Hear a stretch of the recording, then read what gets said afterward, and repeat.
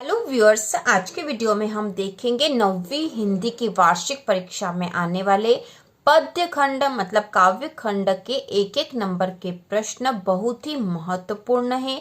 अभी आपको इनको देखकर समझ लेना चाहिए। आप एक बार भी इनको देख लोगे, एक या दो बार, तो आपको याद रहेंगे। तो शुरू करते हैं। और 9वीं की संपूर्ण तैयारी के लिए हिंदी विषय के नीचे प्लेलिस्ट दे रखी है।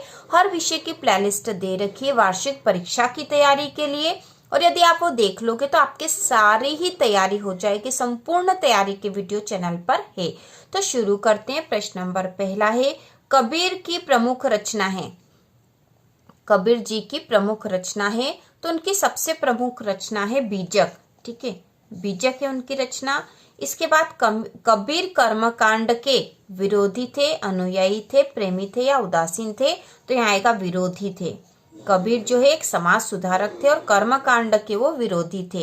इसके बाद अगला है, ललध्यत ने मूल्यवान बताया समय, परिश्रम, प्रेम या भक्ति? तो उन्होंने प्रेम को मूल्यवान बताया है, प्रेम को।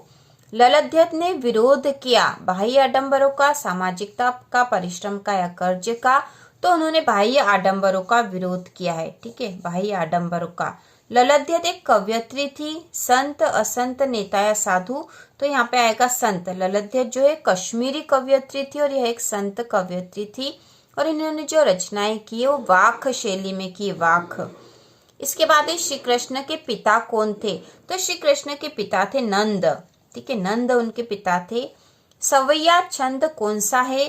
तो सवैया एक वार्णिक छंद है। सवैया एक वार्णिक छंद है। इसके बाद है, कानन किसका पर्यायवाची है? तो कानन जो है जंगल का पर्यायवाची है, जंगल का। ब्रिटिश राज्य का गहना क्या है? तो इसका एक प्रश्न भी जो हमने पहले तैयार करे थे, यदि आपने इंपॉर्टेंट क्वेश्चन देखे होंगे तो ब्रिटिश राज का गहना है हथकड़ियां। प्रश्न था, हथकड़ियों को ब्रिटिश राज का गहना क्यों कहा गया है? ये प्रश्न हमने तैयार करा था, इंपॉर्टेंट है। इसके बाद अगला है, हे कोयल तुम चुपचाप क्या बो रही हो? ठीक है, क्या बो रही हो? विद्रोह का बीज, शांति का दाना, उद्यम का मंत्र या धर्म का मंत्र? तो यहाँ आएगा विद्रोह का बीज। ठीक है, विद्रोह का बीज। कोयल अपने चमकीले गीत क्यों तेरा रही हो? चिढ़ाने को, इस काले संकट सागर पर मरने हेतु, प्रसन्न करने को या कायरता दिखाने हेतु? यहाँ पे आएगा इस काले संकट सागर पर मरने हेतु। तो यह जो प्रश्न है यह केदी और कोकिला कविता से लिया गया और इसके जो कवि है वे हैं माखनलाल चतुर्वेदी। इसके बाद ये बच्चे काम पर जा रहे हैं, कविता के कवि हैं। तो इस कविता के कवि है राजेश जोशी। ठीक है, राजेश जोशी इस कविता के कवि हैं। इसके बाद अगला है, प्रस्तुत कविता में बच्चों से छीन लिया है। क्या छीन लिया है? गाड़ी, बचपन, पैसे या कपड़े? तो यहाँ आएगा बचपन। ठीक है, इस कविता में बच्चों से बचपन छीन लिया है। इसके बाद है, सड़क ढकी है मिट्टी से, सीमेंट से, पत्थर से या कोहरे से? तो इसका उत्तर आएगा कोहरे से। सड़क कोहरे से ढकी है। तो यह भी बच्चे काम पर जा रहे कविता से लिए गए दोनों प्रश्न हैं। इसके बाद हम देखेंगे रिक्त स्थान की पूर्ति कीजिए। तो इसमें पहला है, मुक्ताफल का आशय होता है। ठीक है, मुक्ताफल का आशय होता है मोती या मुक्ति? तो इसमें आएगा मोती। मुक्ताफल का आशय मोती। इसके बाद पखा पखी का अर्थ होता है। तो पखा पखी का अर्थ है पक्ष विपक्ष। ठीक है, पक्ष विपक्ष। अगला है, मानसरोवर से कवि का आशय होता है। तो मानसरोवर से आशय है मन रूपी सरोवर, मन रूपी सरोवर। अगला है, ललध्यत भाषा की लोकप्रिय कवयित्री है। तो ललध्यत जो है कश्मीरी भाषा की लोकप्रिय कवयित्री है। इसके बाद अगला है, ललध्यत का जन्म सन में हुआ। तो ललध्यत का जन्म सन 1320 में हुआ। अगला है, ललध्यत का जन्म गांव में हुआ। तो ललध्यत का जन्म सिमपुरा गांव में हुआ। अगला है, कृष्ण की लाठी और कंबल पर कवि का राज्य न्योछावर करना चाहते हैं।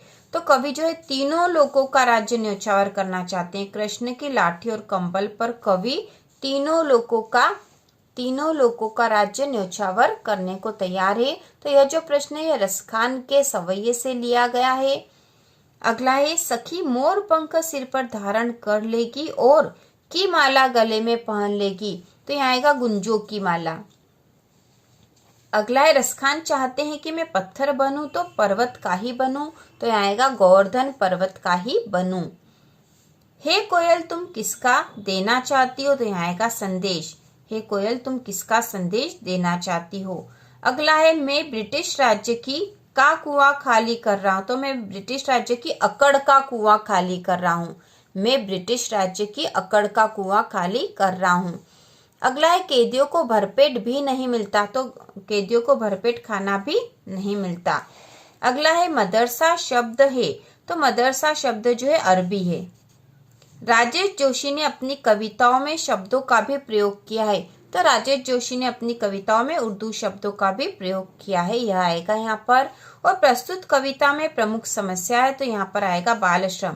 तो यहाँ पे वैसे आएगा प्रस्तुत कविता के स्थान पर आएगा बच्चे काम पर जा रहे हैं कविता में। बच्चे काम पर जा रहे कविता में प्रमुख समस्या है, तो यहाँ प्रमुख समस्या है बाल श्रम। इसके बाद अगला प्रश्न है सत्य असत्य बताइए। तो इसमें पहला कबीरदास जी ने विद्वतापूर्ण ढंग से विधिवत शिक्षा प्राप्त की थी, तो यह असत्य, क्योंकि उन्होंने विधिवत शिक्षा प्राप्त नहीं की थी। उनकी जन्म मृत्यु के बारे में किंवदंतियां प्रचलित है, तो यह सत्य है, ठीक है, सत्य है। अगला है ललित कश्मीरी कवियत्री है, तो यह भी सत्य, हमने ऊपर भी देखा है ललित कश्मीरी कवियत्री है।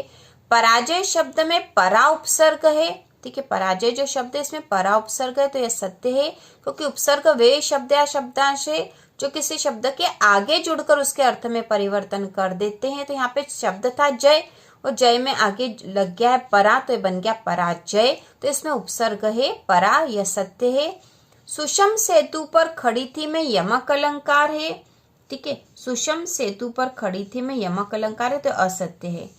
कालिनी कुल कदम्ब की डारन में उपमा अलंकार है, तो यह भी असत्य है, क्योंकि अनुप्रास अलंकार है, ठीक है, अनुप्रास अलंकार है यहाँ पर। रसखान गोकुल में जन्म लेना चाहते हैं, तो यह सत्य है। रसखान की सवैयों की भाषा अवधी है, तो यह असत्य है, ठीक है, यह असत्य है, क्योंकि उनकी भाषा ब्रज है। पराधीन भारत की जेलों में यातना दी जाती थी, तो यह कथन सत्य है। अगला है कोयल की चीख कवि को दिन में सुनाई दी, तो यह असत्य, क्योंकि उसको रात में सुनाई दी थी। कवि को कोयल से ईर्ष्या हो रही थी, तो यह सत्य है, क्योंकि कोयल जो है बाहर खुले आकाश में घूम सकती थी और कवि जेल में बंद था, इसलिए उसे कोयल से ईर्ष्या हो रही थी। अगला बच्चे काम पर जा रहे हैं कविता सुमित्रानंदन पंत की है, तो यह असत्य, क्योंकि हमें पता है कि बच्चे काम पर जा रहे हैं कविता राजेश जोशी की है। इसके बाद अगला है सड़क चादर से ढकी है, तो यह असत्य, क्योंकि सड़क जो है कोहरे से ढकी है। अगला है मिट्टी का चेहरा काव्य संग्रह राजेश जोशी का है, तो यह कथन सत्य है, मिट्टी का चेहरा काव्य संग्रह जो है राजेश जोशी का है। इसके बाद हम करेंगे एक वाक्य में उत्तर वाले।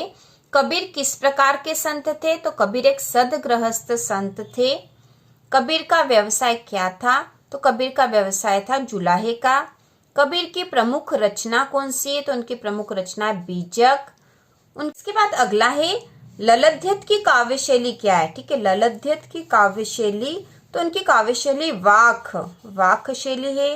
ललित के वाक के अनुवादक कौन थे, ललित के वाक के अनुवादक कौन थे, तो उनके अनुवादक है मीराकांत। वाक किसे कहते हैं, वेरी इंपॉर्टेंट है ये, वाक किसे कहते हैं, वाक एक प्रकार की काव्य शैली है, ठीक है, एक प्रकार की काव्य शैली, और इससे संबंधित जो प्रश्न है वह हम और देखेंगे फिर से। रसखान का मूल नाम क्या था, तो रसखान का मूल नाम था सैयद इब्राहिम। रसखान की रचनाएं लिखी है कोई दो, तो रसखान की दो रचनाएं है सुजान रसखान और प्रेम वाटिका, सुजान रसखान और प्रेम वाटिका। रसखान के आराध्य कौन थे, तो रसखान के आराध्य श्री कृष्ण। कैदियों की कोठरी कितने फुट की होती थी, तो 10 फुट लंबी चौड़ी, 10 फुट लंबी चौड़ी। कैदियों के हाथों में क्या होता था, तो कैदियों के हाथों में हथकड़ियां है। अर्धरात्रि में कौन चीख रहा था, तो अर्धरात्रि को कोकिल मतलब कोयल चीख रही थी, ठीक है, यहाँ पे कोयल भी लिख सकते हैं, कोयल चीख रही थी। इसके बाद अगला प्रश्न है बच्चे काम पर जा रहे कविता की प्रमुख समस्या क्या है, तो इसकी प्रमुख समस्या है बाल श्रमिक समस्या। कवि किस बात से दुखी है, तो यहाँ आएगा कवि राजेश जोशी किस बात से दुखी है। बच्चे काम करने जाते हैं, कवि इस बात से बड़े दुखी हैं। इसके बाद निम्नलिखित शब्दों के विलोम शब्द लिखिए, तो विलोम शब्द हमें लिखना है सुबह, सुबह का विलोम हो जाएगा शाम। ज्यादा का कम, सवाल का जवाब, जा रहे का विलोम आ रहे हैं और दिन का विलोम हो जाएगा रात। इसके बाद जो अगला प्रश्न है वह है राम भक्ति शाखा के प्रमुख कवि कौन है।